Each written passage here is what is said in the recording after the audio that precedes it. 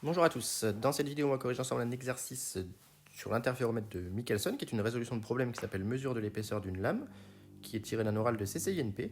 Donc on nous dit qu'un Michelson est réglé en coin d'air en lumière monochromatique de longueur d'onde 600 nanomètres et que l'image du miroir M2 est formée grâce à une lentille convergente de focale 50 cm sur un écran. Et ensuite on introduit un nanofeuillet transparent d'épaisseur petit a inconnue entre la séparatrice et l'un des miroirs. Et donc voilà ce qu'on obtient sur l'écran. Donc on va déjà représenter la situation de l'interféromètre du Michelson en coin d'air. Donc je vous rappelle qu'en coin d'air, il faut partir d'une situation de deux contacts optiques pour lesquels un des deux miroirs est légèrement incliné par rapport à l'autre. Donc ici, on va considérer que le miroir M2 n'est pas incliné et que le miroir, l'image M'1 du miroir M1 ici est légèrement incliné d'un angle alpha par rapport à sa position initiale. Et donc, c'est une position de deux contacts optiques, hein, donc la distance x ici est égale à la distance x ici. Et donc, on va observer la figure d'interférence grâce à une lentille convergente et un écran placé à une distance ici d' de la lentille convergente. Donc, voilà ce qu'on va observer ici. Donc déterminer l'angle alpha du coin d'air dans un premier temps. Donc on va déjà s'intéresser aux franges d'interférence. Donc on nous rappelle que delta c'est 2 alpha x sur le miroir. Ici on projette la figure sur un écran. Donc on peut déterminer le grandissement.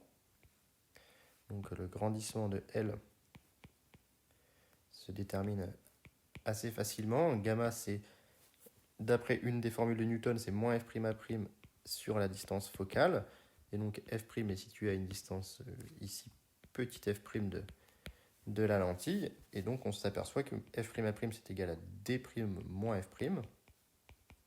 Ça fait moins d' moins f' sur f'. Et au vu des valeurs numériques qu'on a ici, avec 1 mètre et 50 cm, eh bien en réalité le grandissement vaut moins 1. Donc ici, c'est un résultat intéressant, c'est que l'interfrange sur l'écran est de même taille que celle sur le miroir. Donc ça, on va pouvoir s'en servir. Et donc maintenant, on va déterminer l'interfrange. On a delta égale 2 alpha x en un point M de l'écran sur lequel on réalise l'observation. Et donc, d'après la formule de Fresnel, puisqu'on a des ondes qui sont synchrones et cohérentes ici, on a que I de x est égal à 2i0 facteur de 1 plus cosinus 2pi sur lambda 0 fois delta, c'est-à-dire 2 alpha x. Et donc, on peut identifier l'interfrange qui est que I est égal à lambda 0 sur 2 alpha. Alors, comment je l'ai identifié? Il faut que I de x se mette sous la forme 2i0 facteur de 1 plus cosinus 2pi sur I x, puisque l'interfrange, c'est la période spatiale de la figure d'interférence. Donc ça, c'est l'interfrange qui est lambda 0 sur 2 alpha. Et comme I écran est égal à I miroir, ça c'est I miroir, hein. Eh bien, I écran, je peux la mesurer graphiquement. On voit que c'est à peu près 1 cm. Donc c'est égal à I miroir, en valeur absolue. Et donc on en déduit que alpha est égal à lambda 0 sur 2i miroir. Et comme on connaît lambda 0, puisque c'est 600 nanomètres, on divise par 2 fois 1 cm. Et on tombe sur 30 micro-radians, ce qui est très petit et qu'on peut convertir en minutes d'arc. Donc fois 180 divisé par pi pour avoir des degrés. Et je vais directement mettre en secondes d'arc en multipliant par 3600. Et donc ça fait 6,2 secondes d'arc, ce qui est un angle extrêmement petit. Donc ça, c'est pour la détermination de l'angle alpha. Et maintenant, on va se déterminer l'épaisseur du feuillet. Donc on nous dit qu'on rajoute devant un des miroirs, ici un nanofeuillet d'épaisseur petit a. Donc il faut imaginer voilà, le feuillet ici qui est d'épaisseur petit a, qui n'est pas forcément présent partout sur le miroir. Et c'est pour ça qu'on aperçoit ici la présence du nanofeuillet avec le décalage de la figure d'interférence qui se fait ici. Et on voit que ce décalage conduit en fait à un décalage d'ordre, une frange sombre est décalée ici, maintenant ici. Donc on a un delta P, décalage des franges, qui vaut 1 quart, puisque 1 demi, ça voudrait dire que la frange sombre se retrouve devant la frange claire.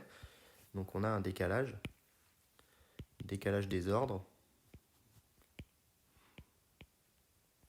delta P en valeur absolue, évidemment, qui vaut 1 quart.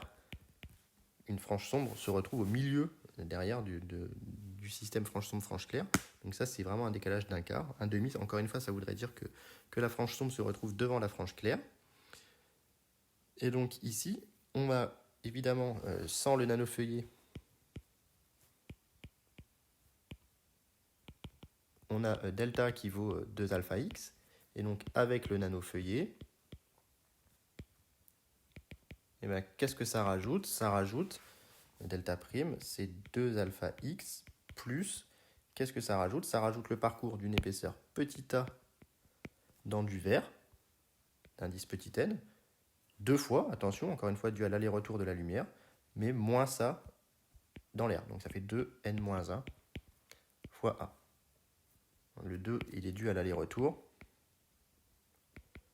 Et le n-1, il est dû que je parcours na du chemin optique dans le verre, mais je ne parcours plus a chemin optique dans l'air. Et donc je peux calculer P et P'. On a P qui vaut 2 alpha x sur lambda 0.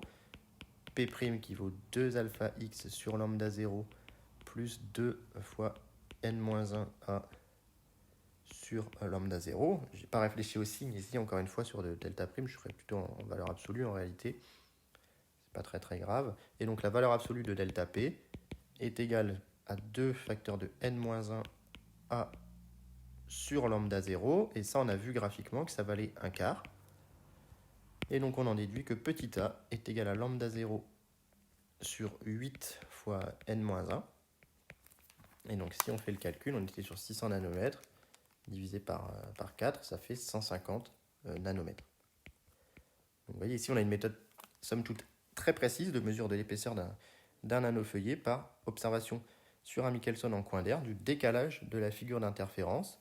Donc ça, encore une fois, j'espère que c'est à peu près clair qu'on a décalé de delta P égale 1 quart, le fait qu'un ordre entier se retrouve à côté maintenant, décalé d'un quart d'interfrange par rapport à ce qu'il y avait au départ. Donc voilà pour cet exercice. J'espère que la correction était assez claire, que ça vous a plu. Et s'il y a des questions, mettez-les en commentaire.